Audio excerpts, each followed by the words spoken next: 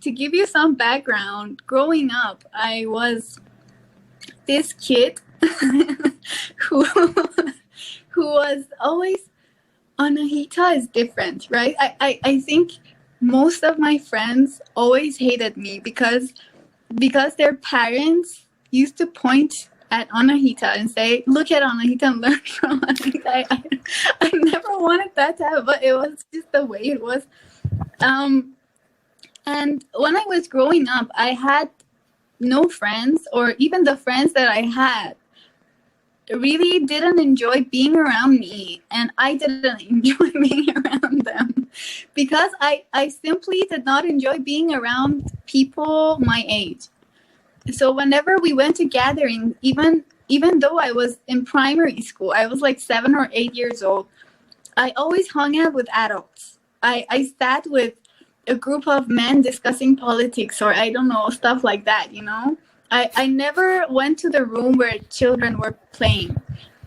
And I think this was a two-way street. They also didn't enjoy being around me. And when I went to middle school, and I wasn't good at teamwork.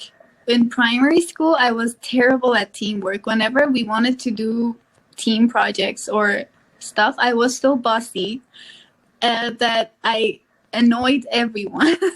Literally, I think everyone hated being in the group where Anahita was the team member.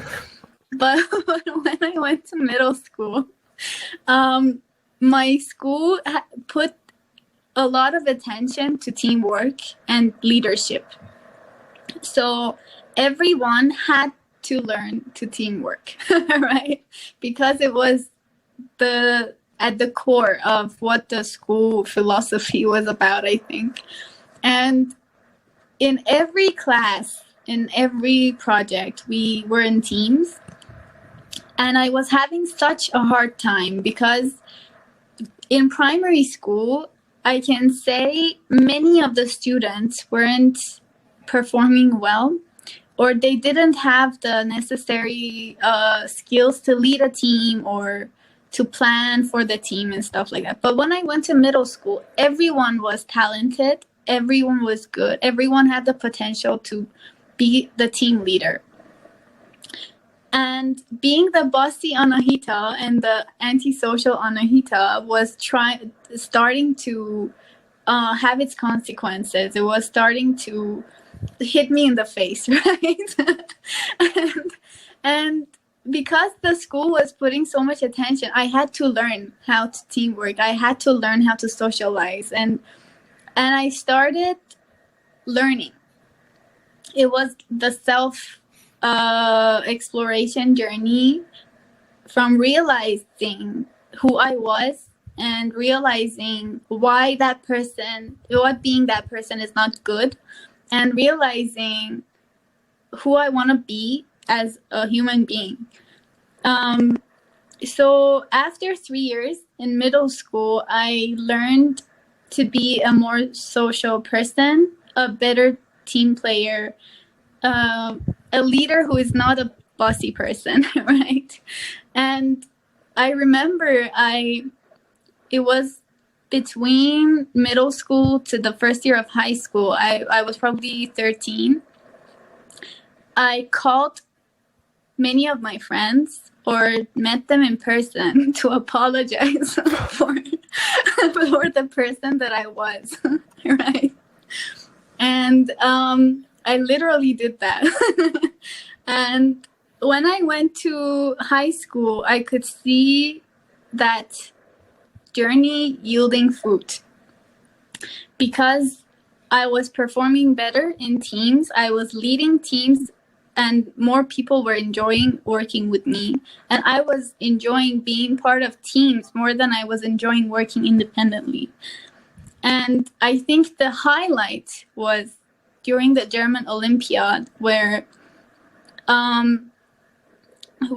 they gave me the Fairness Prize for being, I don't know how to explain this, but I don't know, being a socially pleasant person. I don't or for helping other people, being a good team player and stuff like that. So, and that's why that prize is like the greatest achievement of my life, even now, after so many things that have happened. Yeah, so it's important to me because it shows me, after so many years of suffering, literally suffering, and being willing to change and then changing, going through all of that, it's not the recognition actually that matters to me. It's the fact that, the recognition comes from the fact that you have actually changed, right? So that's like a reflection of reality. It's not reality itself. And that reality is very important to me, and makes me super happy. But about the German Olympiads, the German Olympiad is like an event. It's like a 2-week event where two participants per country get to the final round, which is held in Germany, and there they have independent and team projects. So every 2 years it takes place, and for each one there is a different subject, or a different group of subjects, and the participants. My year, it was, I think, the environment, art or culture, and another one. And we had to make a wallpaper on the topic that we chose. So we had to write essays in that wallpaper and take pictures and stick them. And there was also another round of independent work. I can't remember. But there was also a team project. And in this team project, we had to prepare a show which could take the form of a talk show, a theater show, an improv, and many other things, and be creative and talk about that topic. And then there was another round where we had to describe a picture and in German, and someone would draw what we were describing. They weren't seeing the original picture. And that was also happening in teams. Yeah, I think I'm missing something here, but it was so many years ago. It was 7 years ago. Yeah, so that was like the Olympiad, but the Olympiad was taking place in 3 different levels. So the level that I was participating in was the A2 level in the European language framework. So A2 is for beginners usually, and it was like 1 year after I started learning German. The second level was more intermediate advanced, and the third level was advanced. So that year I was in the beginners team, beginners level, and the 2 year after that, where I didn't get into the final round, I was participating for the rather advanced team, which is when I didn't get in. So yeah, that was the Olympiad. It's interesting. I thought German Olympiad is they gather German-speaking students, and you need to translate text in a competitive way. That's like a big exam. No, it was very interesting. I was actually surprised how creative the way the Olympiad was designed. Yeah. Yeah, no, that sounds really cool. It's like a mini startup weekend. Not focused on startup, but any creative project. Yeah. But no, I think it's very interesting the way you speak about how you learn to take risk, how you learn to be vulnerable, how you learn to be more social. You learned it, right? I mean, feel like you are conscious that you actually learned it, and that you said risk. Okay, I mean, from what I understood, you learn risk because you have better outcomes and you lose less. I felt like teamwork was similar. Okay, now it's part of curriculum. I need to become a better teamwork, team player. So I will learn this. So it's very interesting to see that, and also that how both are linked together. Now, when you say, "Yeah, I apologize to everyone," it's a form of vulnerability, and it's a form to improve your leadership and stuff. It's interesting. Everything happened at the same time, but everything is linked together.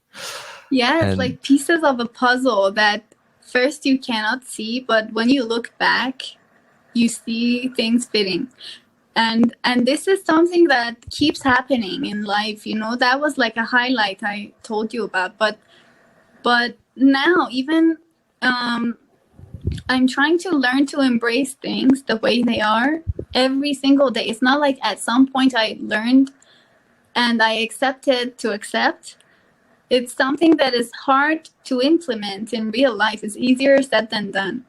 And every day you encounter situations where things happen, you have to accept, you have to let yourself be vulnerable, take risks. And on a daily basis, you learn all of these things and you trial and error on what works, what doesn't work. And then tomorrow it's a new day all over again. And I think things eventually, even if it takes a lot of time, start fitting together. Then that, I still don't know if I believe in this or not, but then you realize that there is a meant to be and things happen for a reason. Life proves to you that that's the case, but you still deny, you still make mistakes, and you still don't trust the universe. And then again, life slaps you in the face and says, there it is again. Yeah. Do you have because you are a framework person, structured person, but do you have, because you were mentioning when you were younger you had this weighted matrix, to choose a course or what? But yeah, what are your frameworks to either decision making or to, you said trial and error, but how do you know when you did something and it's not what you're supposed to do, or it's an error, or you need to move on or improve it? It's very difficult. I think I'm still trying to learn that. I still have that matrix. And because it's not something that you can generalize. Every specific case has its own matrix because you have different criteria in every single case. But like the way I do make decisions is I make a matrix of criteria because the decisions are usually picking an option from a pool of options, right? I list the criteria, I list the weights, then score them. Score each option for each criteria, and then sum up the scores. And then that's just the first stage. The second stage is you see the scores, but you don't accept what you're seeing. Like the doubt moment, right? So you say, did I score them correctly or not? This total score doesn't seem right. And then you either comply with your own matrix or you don't. You make a totally different decision. You go with your heart or something like that. But then you see the outcome.